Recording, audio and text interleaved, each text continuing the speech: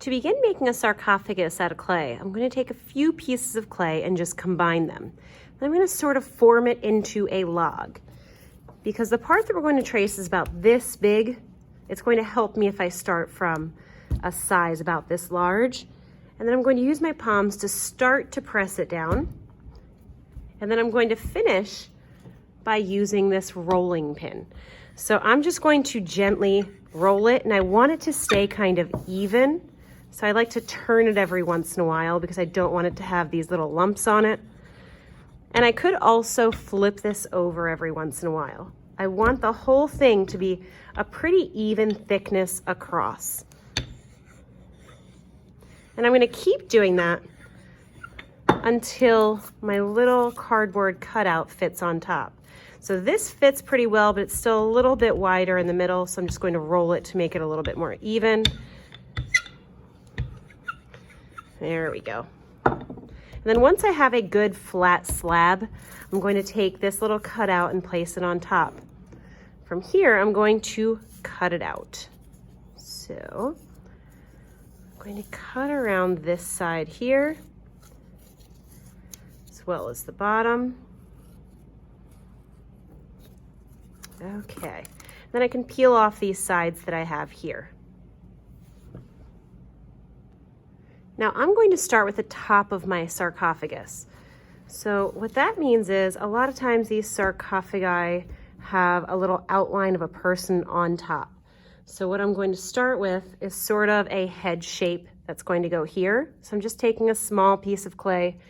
This one's a little bit dry, so I'm going to wet it. I don't want it cracking right now. I'm going to form it into a ball-like shape and then flatten it against my canvas just a little bit to give me a nice little head shape here.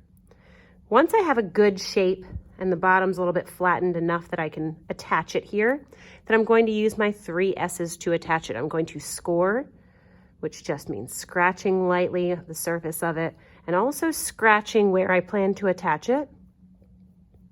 Then I'm going to slip it.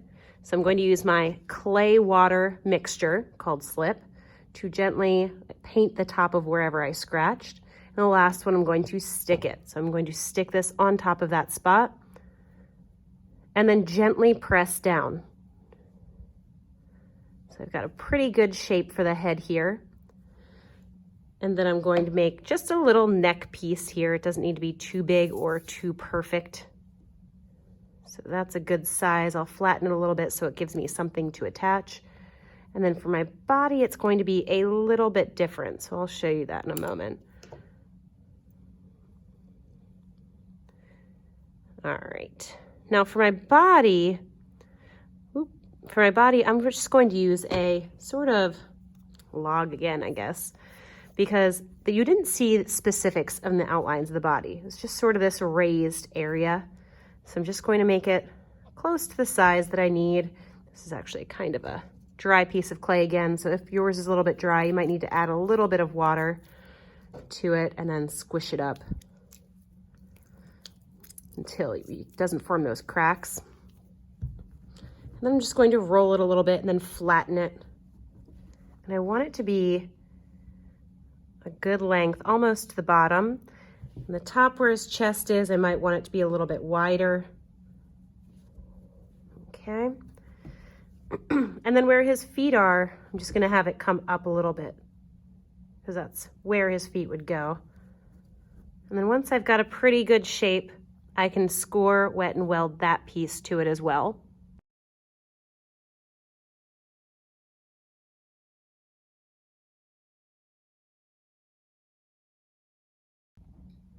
To attach the arms, I'm going to take these 2 equal-sized sort of rolls of clay here, and I'm going to attach them to the shoulders. So it has to be up here towards the top. And then the way that a lot of these sarcophagi are is that they had the arms folded over their chest. So one arm would go here, the other arm would go across on top.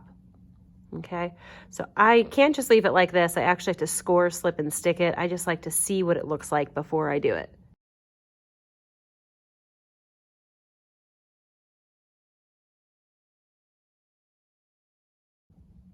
At this point, I've got a pretty good shape.